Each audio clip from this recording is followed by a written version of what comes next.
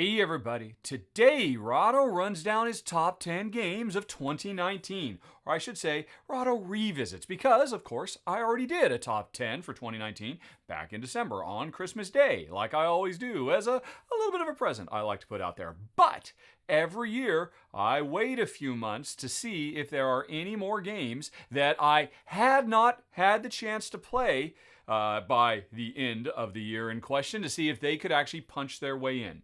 And as is so often the case, there are 3 new games that are in now my top 10 of the year. And at this point, I think, fingers crossed, I'm going to call this a pretty final list for the finest of the finery of 2019, at least based on Jen's and my subjective preferences and opinions. Obviously, there's no such thing as a definitive objective best games, because this is all just about what players enjoy playing.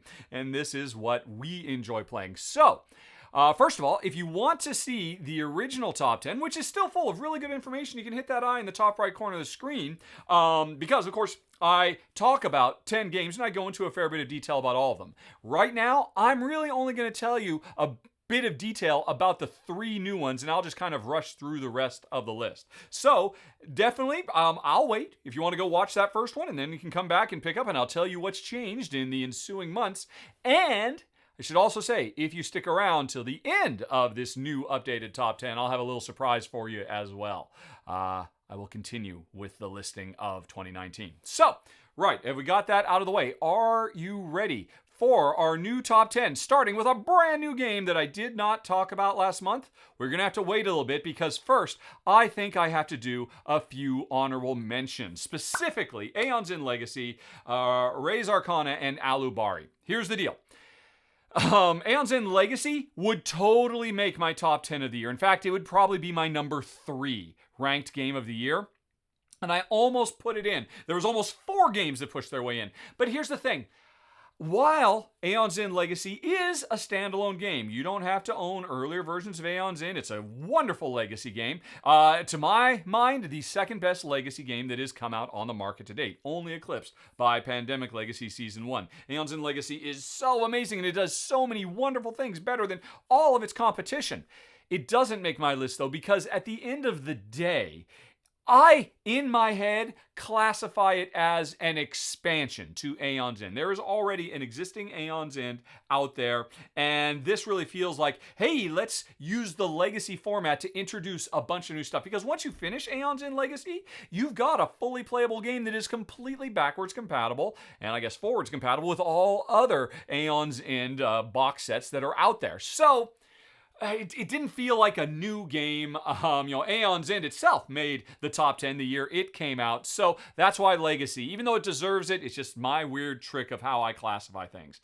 Res Arcana, I have to give this one a shout out, because this, strictly speaking, in an objective sense, I know a few minutes ago I said, hey, there's no such thing as objective merits or quality of games. I'm going to break that a little bit and say, objectively, Res Arcana is one of the best games to come out this year, or in any number of years. It is so amazing. It is such a perfect gem of a card tableau building game, and I love everything about it except for the fact that there's a not insignificant amount of player versus player. And I know a lot of people think I'm being way too sensitive, and fair enough. For me and Jen, those dragons, hey, once you put a dragon on the table, even if I don't plan to shoot it, it's like I just put a loaded gun on the table and everybody else has to be worried. So as beautiful and brilliant and perfect as that gameplay is, go watch my original run through if you want to know more about it.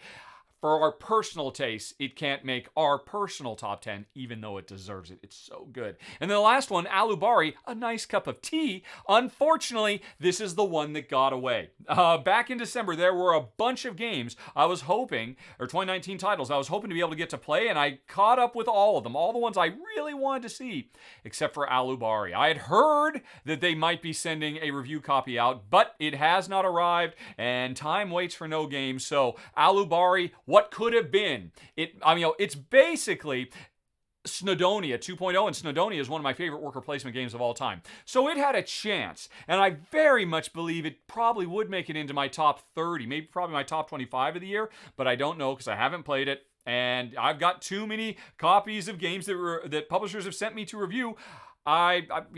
if they don't send it to me, I got to move on. And I'm sorry, Alubari, what could have been? But anyway, that's it, folks. Those were the honorable mentions. Now, you've been very patient. Let's get to our new number 10 on the list, and it is Mandala, which I got to say came out of nowhere, and I've got to give a huge shout out to Suzanne Sheldon of the Dice Tower, who basically sought me out at the Dice Tower West convention in Las Vegas a couple months ago and said, "You will play this game. I will not allow you to leave Las Vegas without having played this game." I might be exaggerating for effect, but she was very keen on me to try it, and so we sat down and played it, and I owe her so much because I have to admit, Mondalla, I had dismissed out of hand as, I'm sure it's a absolutely lovely little abstract card game. It's kind of two players on either side of a battle line, but there's only two war fronts, unlike Battle Line where there's whatever there are, 8, or, Lost Cities. It's one of those two-player only style games where I'm working on area control on my side, you're on your side, and I figured, well, I love the idea of making these beautiful sand sculptures, Mondalla, but it's going to be pretty abstract. It probably won't work for us. Oh, how wrong I was. Go watch my run-through. To see just how great it is. It's phenomenal. Because, like I said, there are a lot of Lost Cities and Battle Line-inspired two-player-only games on the market where players are across a line from each other, laying cards out to try to get dominance in various lanes to score lots of points. Some of them we have liked, some of them we haven't liked, but here's what sets Mandala apart from all the others.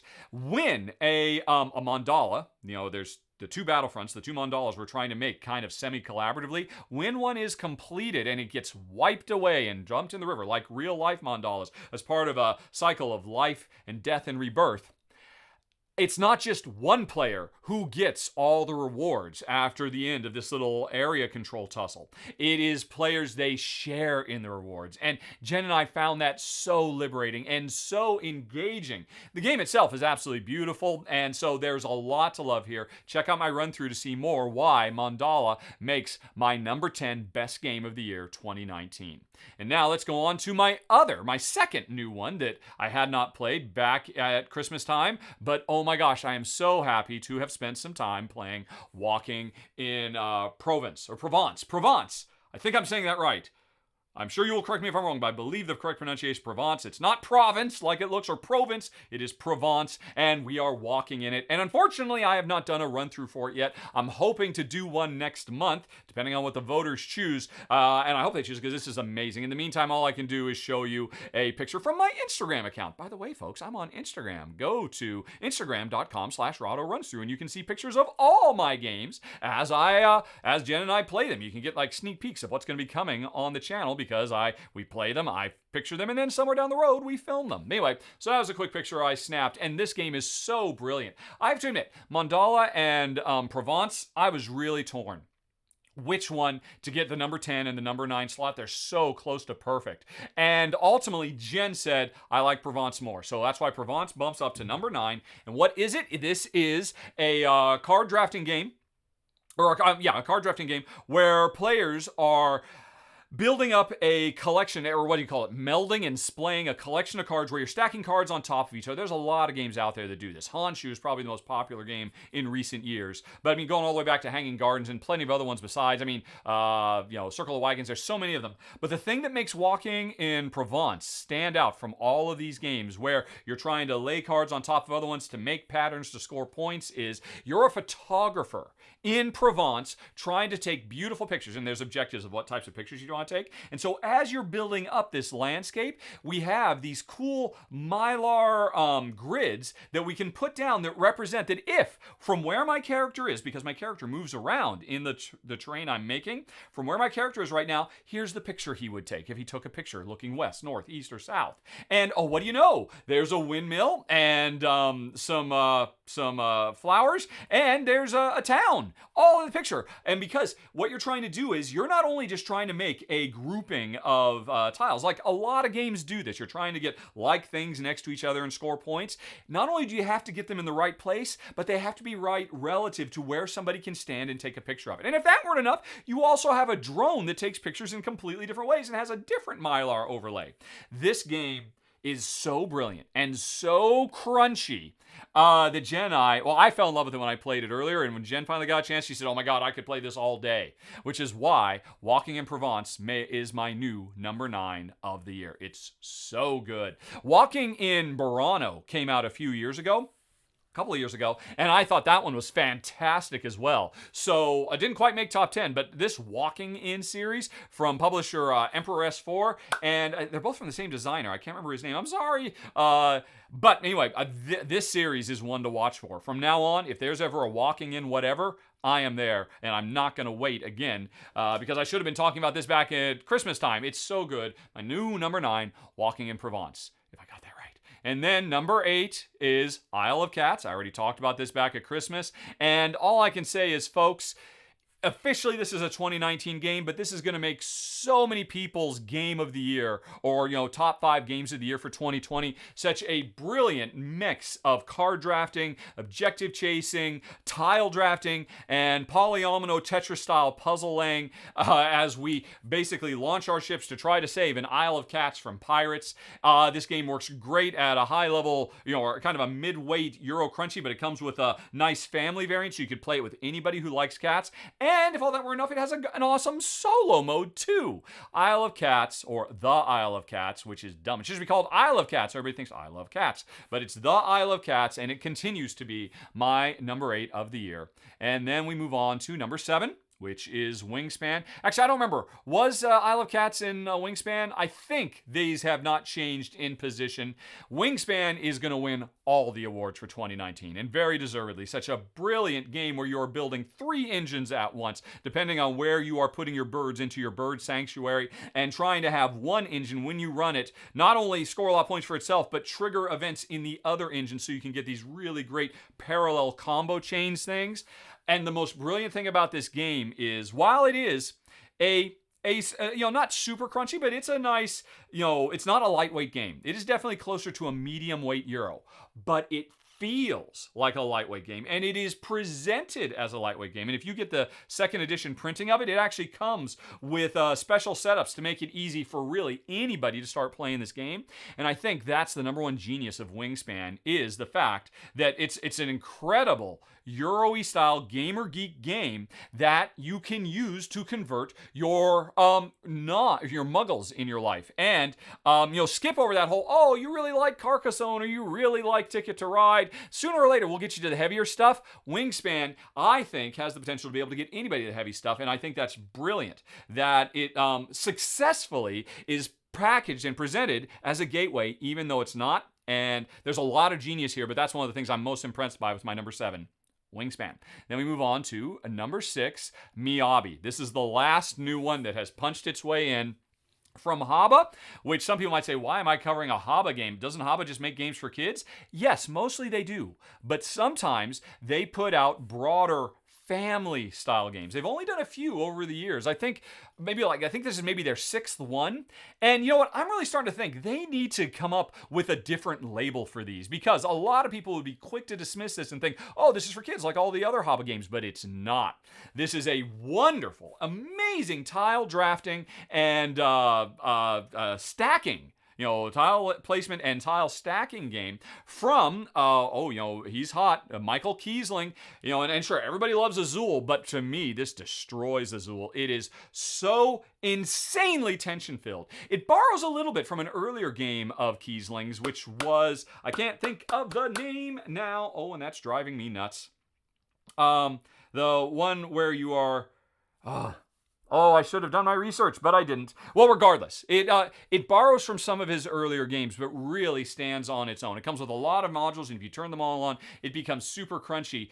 But the main thing is, every time you put a new tile down in your areas, you're trying to build these lovely gardens, you cut that column off, and you cannot expand that column anymore. And over the course of a round, you get more and more narrowly constricted as to where you can put these new tiles. And often, I don't want to put these new tiles where I'm stuck, and so you have to do a lot of long-term planning, and it's absolutely brilliant. Another one that Jen and I absolutely adore. No surprise, because it makes my top 10 of the year, and had I played it sooner, I would have been talking about it back in December. But anyway, folks, those are the 3 new games that pushed their way in. Let's go on and just, in case you didn't watch back in December, let's finish out the rest. My number 5 continues to be Tapestry, which is a brilliant, not quite medium weight Euro style civilization builder with amazing components and really just super rock solid gameplay. I played more hours of Tapestry than any other game in 2019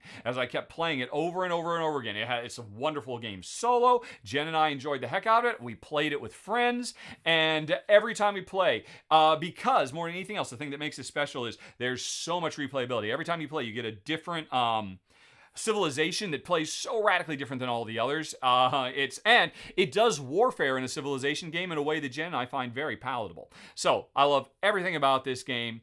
And I know some people are upset because the developers have released some errata, some FAQs that say, hey, you know what? Upon more plays, we have determined that some of these civilizations are a little bit stronger or a little bit weaker. So they're kind of tweaking and tuning it, much like video games after they're released. They get patches. The interesting thing is Tapestry has had a patch. Some people think that is unacceptable and they should have kept it in testing for an additional 5 years until everything was worked out. Me, hey, I was a video game developer. I'm okay.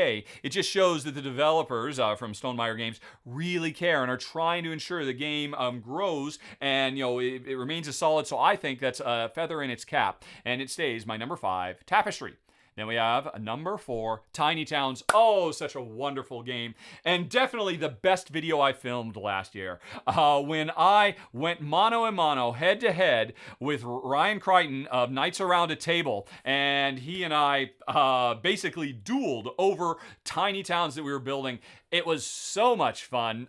And folks, you gotta watch my playthrough of him. It's a pretty quick one. Watch it double speed. But then, it's so important. Go and watch Ryan's video afterwards because it's the same game from his perspective, and it has got to be one of the funniest YouTube board game videos you are ever going to see. And if you saw my perspective of it and you see his perspective, because the whole time we're powering into his brain and he's talking about his strategy as things go well and things go badly. It's brilliant. But the game itself is a wonder. Like I was talking about earlier with Mondalla. So crisp and clean and pure as we build our super tiny towns, and we lay more stuff down so we can make more buildings, but we're choking ourselves, running out of space to be able to build these buildings and risking all to be able to pull it off.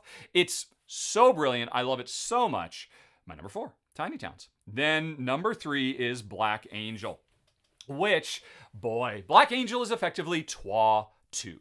And it does a lot of the same, has a lot of the same DNA as TWA, but it does a lot of things very, very differently. And I love it to pieces. It is a game where we are mankind's last best hope. We are AI, competing AI, controlling a starship, taking genetic seeds to a new planet. So humanity, which is gone. Humanity is gone. It's kind of a grim setting. But the Black Angel, the name of the ship, will get to Spes, which is Latin for life, I think. And whoever does the best job of steering the ship successfully to Spes wins.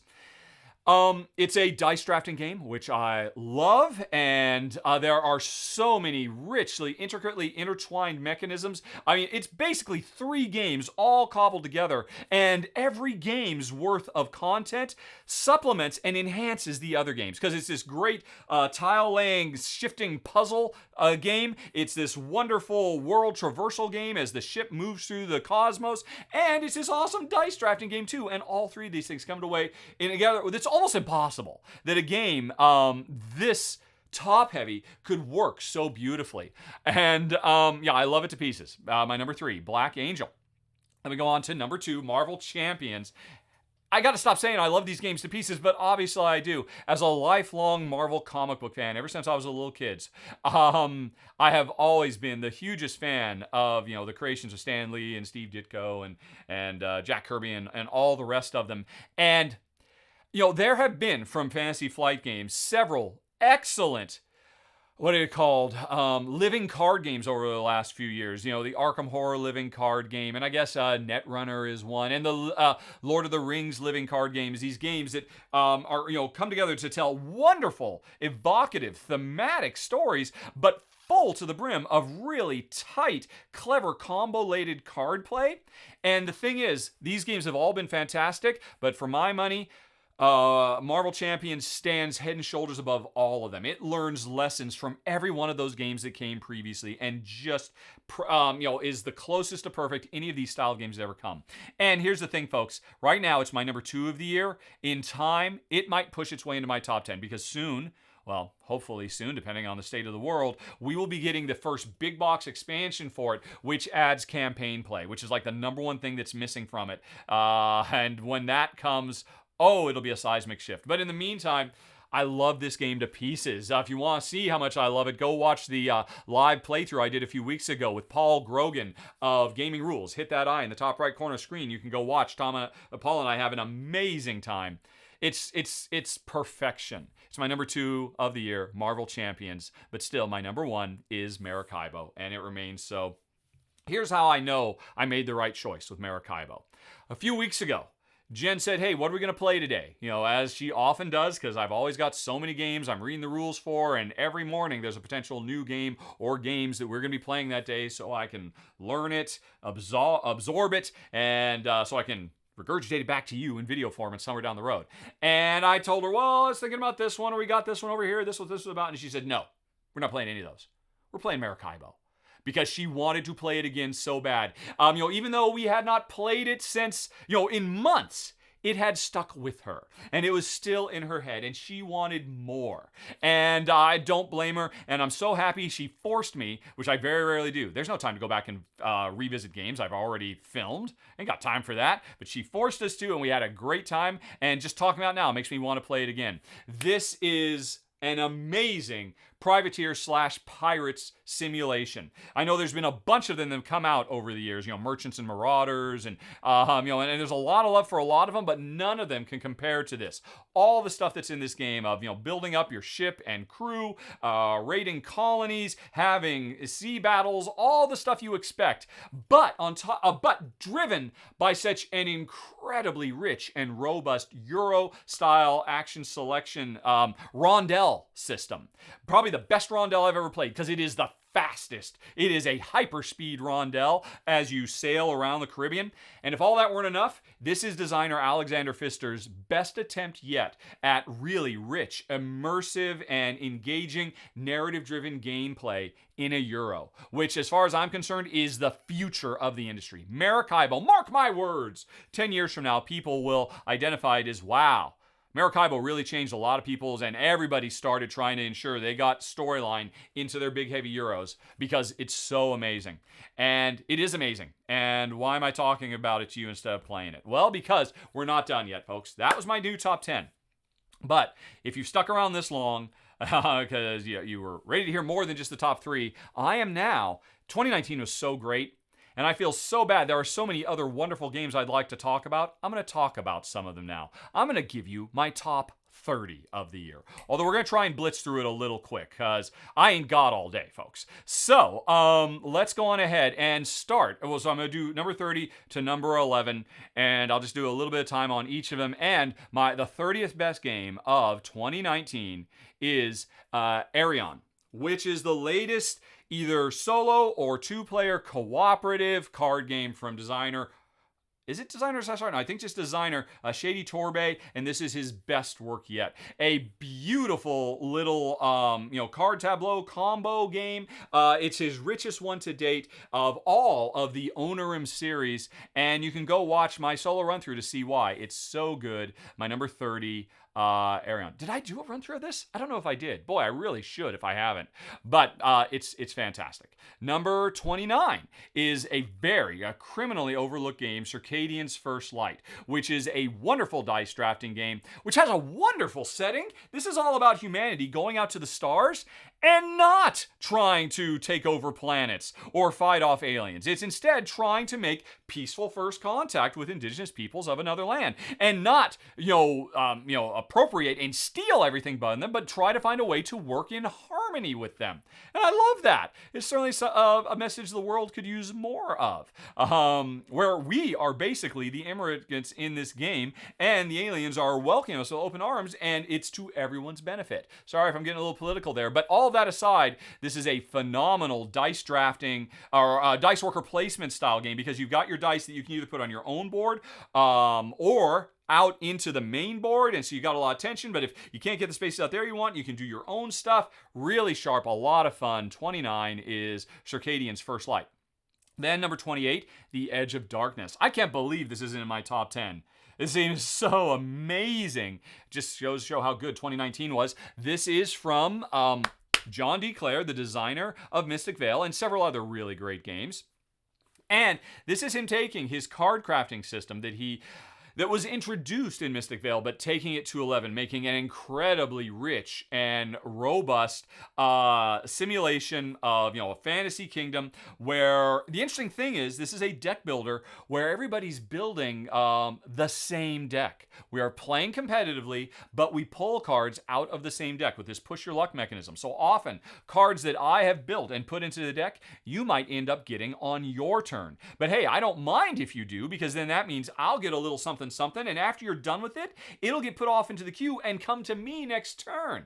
So again, it's a competitive game, but the quasi-collaboration between players in this game is absolutely awesome. And the production value is off the chart. It goes with this really cool cube tower for a random disaster preparation element that is, I don't think you can deny. It's definitely overproduced, but it's still awesome, and I love it. My number 28, Edge of Darkness. I love it so much. It's one of the few games that when the expansions have come on Kickstarter, I've gone on ahead and backed them myself just because I have to have them, even though I don't know if I ever get to play them for reasons I talked about earlier. But let's move on to number 27, The Trails of Tucana. You don't have to take my words for this, folks. Just go do a search for Rahdo Trails of Tucana, and you can play this game with me right now. You'll just have to print out a piece of paper. This is a bingo-style roll and write where we are trying to build up the trails of a island named Tucana to help build the tourist industry. It's fun. It's fast. It's from the designers of Avenue, and Kodama, Avenue got re-themed into a Kodama game. I don't have that. I've still got the original Avenue, but regardless, this game is a lot of fun, and really, I'm not going to talk about it all now. Search for Rahdo Trails of Tucana. Have your printer ready. You can print it out in black and white if you need to. Play and see if you can beat my score. You'll beat mine. See if you can beat Jen's, because you can play against both of us and everybody else in the internet. And post your score. I want to hear how well you do in my number 27, Trails of Tucana. Then we got number 26, Brussels 1897, which is basically Brussels 1893, the card game. And the original Brussels was amazing.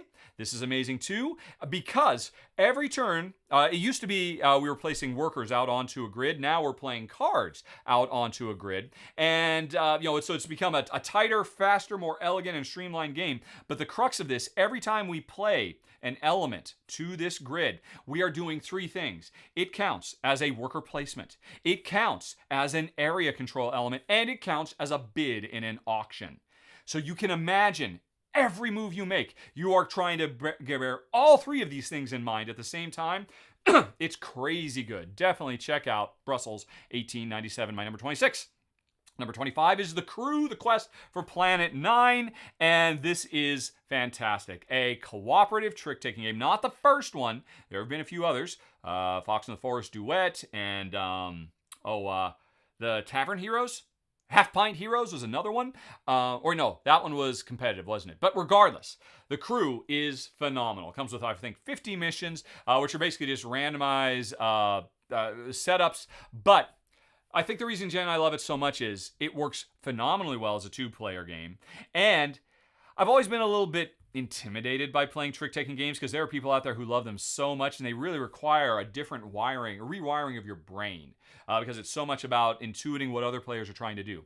And taking that idea and making it cooperative and giving it a light little bit of space exploration theming doesn't hurt. The Crew is fantastic. This is going to make a lot of people's best of the year. It doesn't do for us, but still, number 25 is a pretty big deal. The Crew.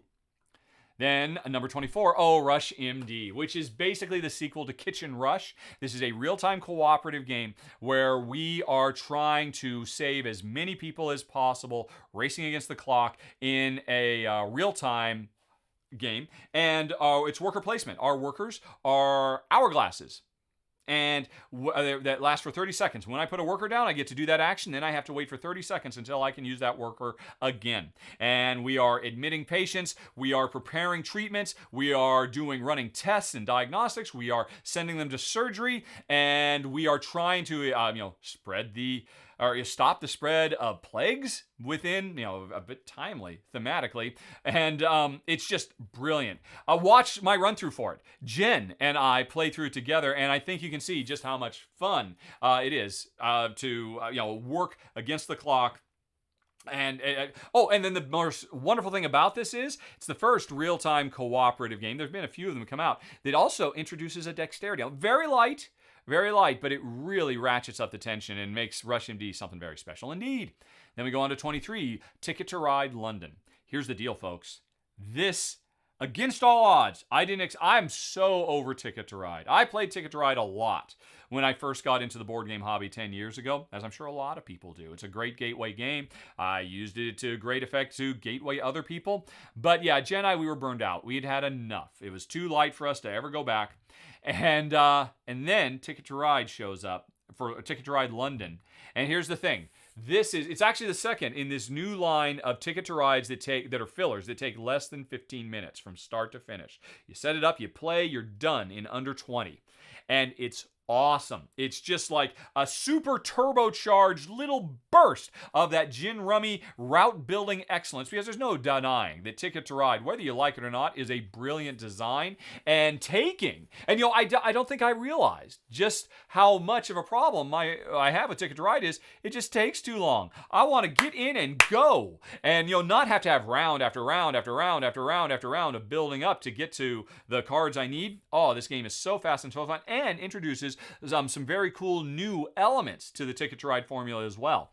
Amazing. Number 23, Ticket to Ride London. If you like, you can try the New York one as well, but I totally prefer the London one because it comes with double-decker buses instead of trains, and I think the new element for kind of an area dominance thing works a little bit better than the one they added in New York, but they're both great.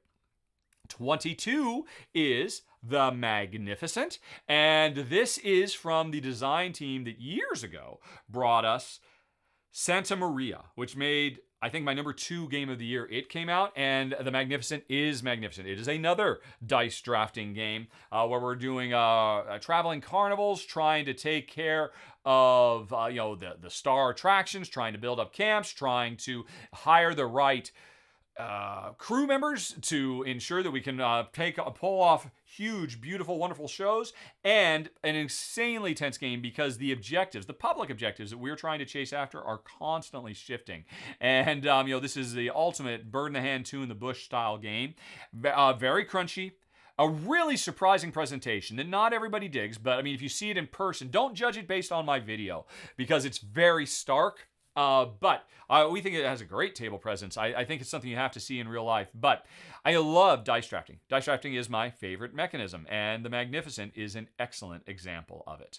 Then, what do we have? Number 21, Fantastic Factories.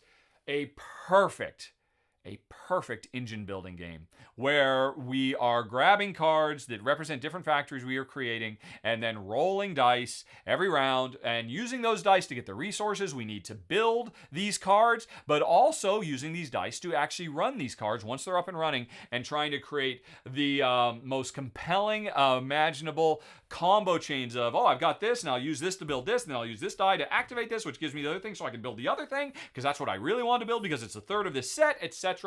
It's great. Very fast, very fluid, easy to teach, practically a gateway, but so rich and so much depth of combinatorial goodness. I love it. Number 21, Fantastic Factories. I keep saying I love it a lot, but hey, these are the best games of the year. All righty. Number 20 is Bloomtown. And, this is from a design team who had a really good year. This was their 4th game. They also did, what was it? A really good Tetris game, and but anyway, this I think was our favorite of them. I cannot remember who designed it now. Oscar Granerud. And anyway, sorry. It says it right there on the screen. But this is a SimCity-inspired tile-laying game where we're drafting tiles and then putting them on our own little Bloomtown, our own little tiny grids.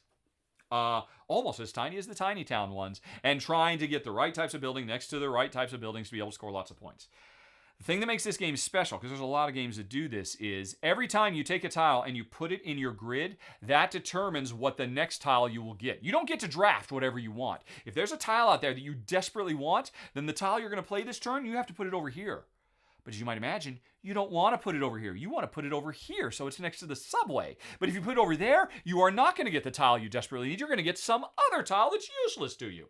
And it is so simple and so tension-filled. It's just brilliant. It plays silky smooth and has really nice components. And it's my number 20 of the year, Bloomtown. Then, number 19, On Tour. Now, this is an interesting one. This is one that was originally in my top 10. And it's actually fallen quite a bit. Has nothing to do with the gameplay. This is one of, if not my top-rated roll and write game of all time. And it still is, even though it's trumbled a little bit. Here's the problem. When I talked about this back in December, I raved about it. Go watch my original top 10. You can hear me rave about it there. Or go do a search for Rahdo On Tour. And again, you can play along with me and Jen, because all you got to do is print out your own version of the sheet of paper in this roll and write for this bingo game, and you can see if you can beat me and Jen. You'll beat me. You won't beat Jen, but who knows? It's brilliant. The reason I tumbled it down a few pegs is because the more I thought about it, my ranking should be about more than just the gameplay, which is at first and often the only thing I think about. But On Tour has an amazingly, insanely brilliant production. Because it is a roll and write, but unlike most roll and writes, it doesn't just come with a pad of paper and the dice and the pencils. It comes with these beautiful, like, fold-out menus that, and, it comes with pens, so it's a dry erase pen, so you can, play and play and play over again. You'll never run out of pads of paper. And so it's brilliantly produced, but that means this has got to have the biggest box of any roll and write I've ever played.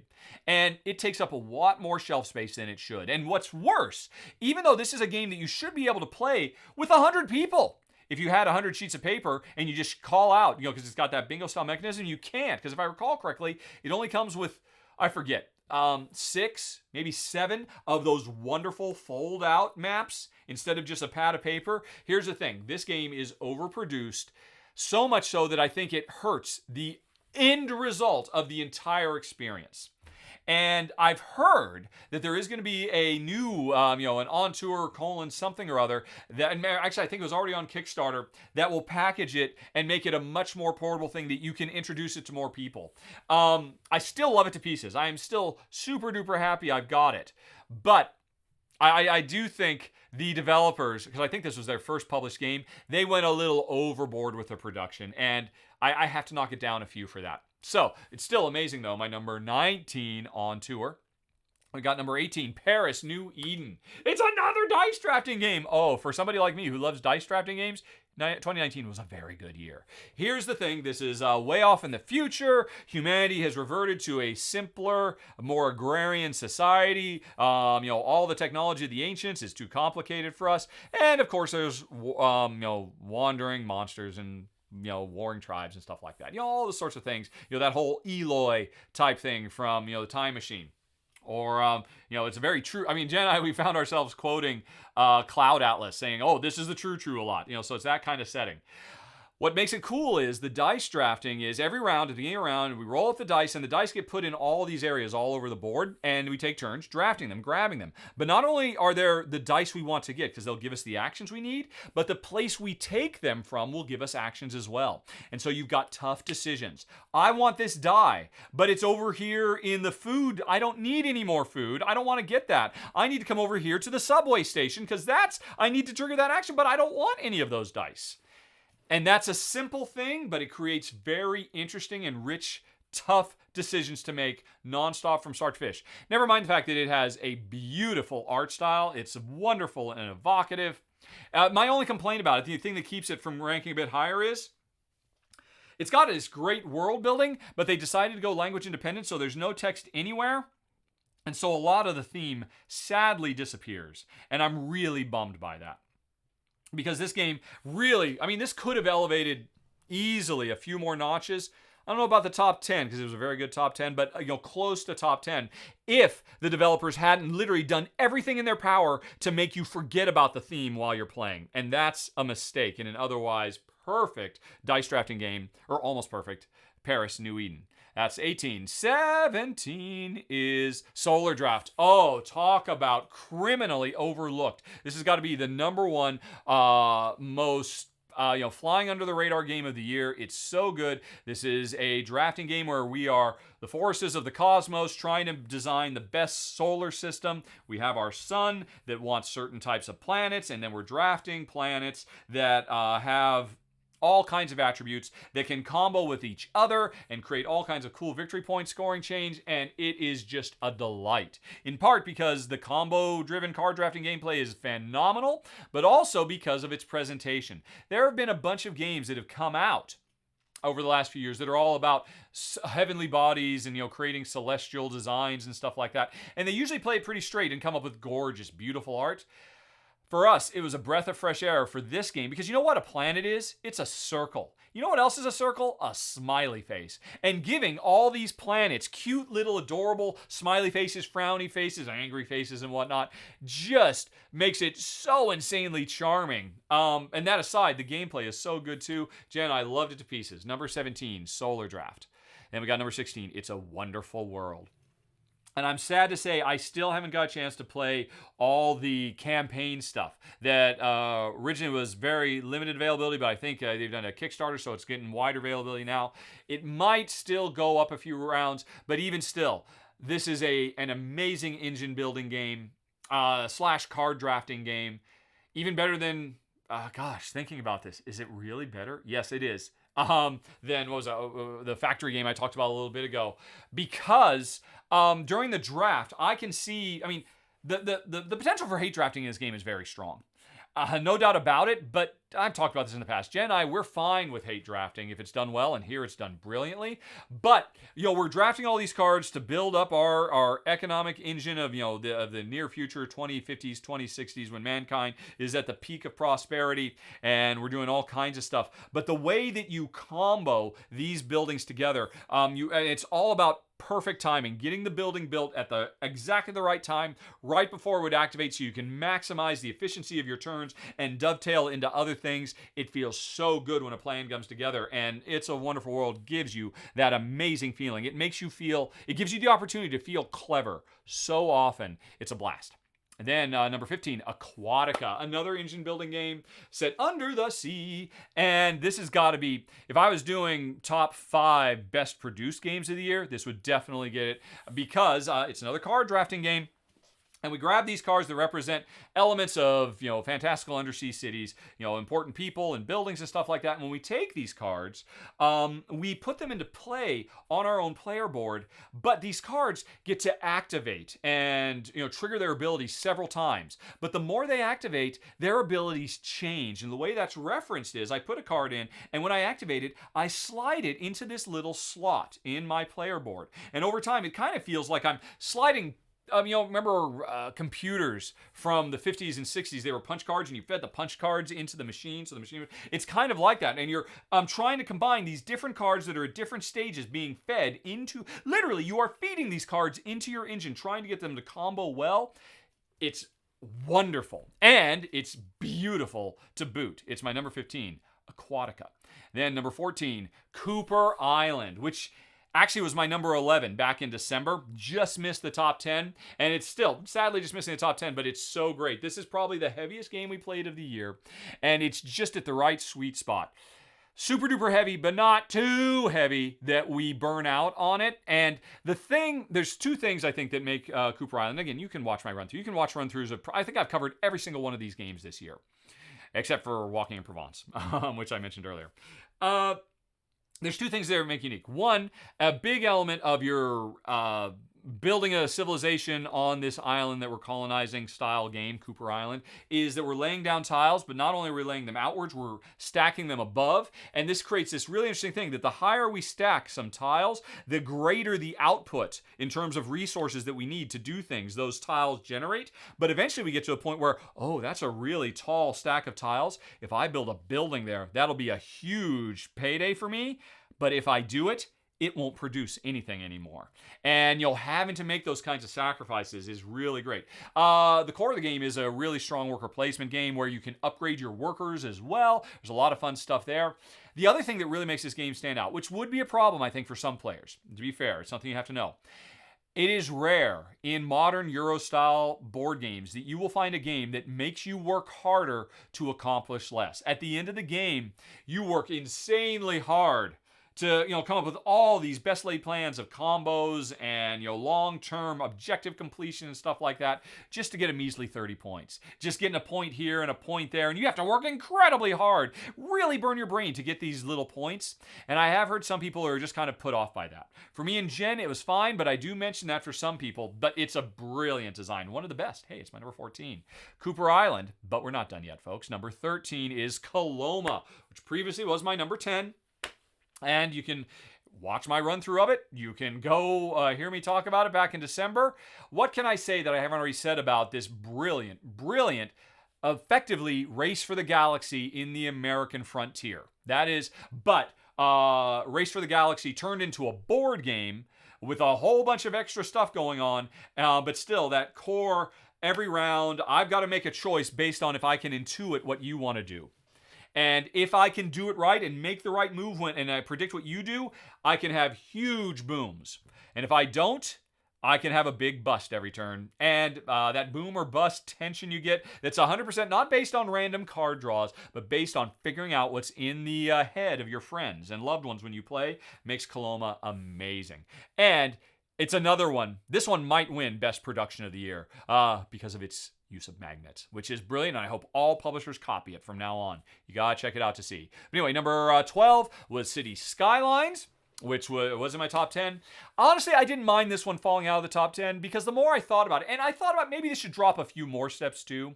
It might ultimately. I love it. It is a cooperative SimCity style game based on City Skylines, which is a video game that is patterned after SimCity. And it's really great, the collusion between players. I've got these cards, you've got those cards. We've got to work together. If I get this into play, you can do your thing, but you need to have done the other thing before I can do this thing. Really great stuff. Here's why I think it maybe deserves to drop down. There was a huge, epically bad mistake in the rulebook that makes, I suspect, the vast majority of players, until they go and they play a few times and realize this game is unwinnable. It is impossible to win this game. And then you go on Board Game Geek and you find the thread devoted to it, the thread that I started because I was one of the first people to get to play it. And so I was like, hey, I'm reading these English rules. This makes no sense. How can you ever score any points? And the answer was, oh, yeah, that's a typo. Or not a typo. It's a poorly worded sentence that any English reader is going to take one way, but it's really significantly different. And that's bad. And that really kind of hobbles this game. And it's such a shame because it's so good. The other thing that I think is maybe a bit ill-considered, it has a campaign where you play through, I think, 5 games. And you go through a little storyline. And every game, they introduce more and more content so that you can feel like a gateway that you grow into. That is laudable in theory. But in practice, some of the stuff that isn't available in those first games that gives you powers, that makes you stronger, like, say, special player abilities and whatnot, you don't get those until like the 3rd or 4th game. And that makes the first game much harder to beat than it should be. And honestly, I didn't have a problem with that because I just ignored all that and say, I just want to go right to the 5th game where everything is turned on so I can play it with everything. And I think, while it was, again, a laudable goal, they probably made a little bit of a mistake there. Don't get me wrong. This is still amazing. Just in terms of raw gameplay, it is easily one of the best SimCity-inspired board games. Heck, if you want, go watch my recent top 10 SimCity-inspired games. You can see just where it ranks. And it's amazing. But right now, it's at my number 12. And maybe it needs to drop a couple steps because of a bad rulebook, sadly. And then number 11, Glen More II. Almost pushed its way into the top 10. Almost. Not quite.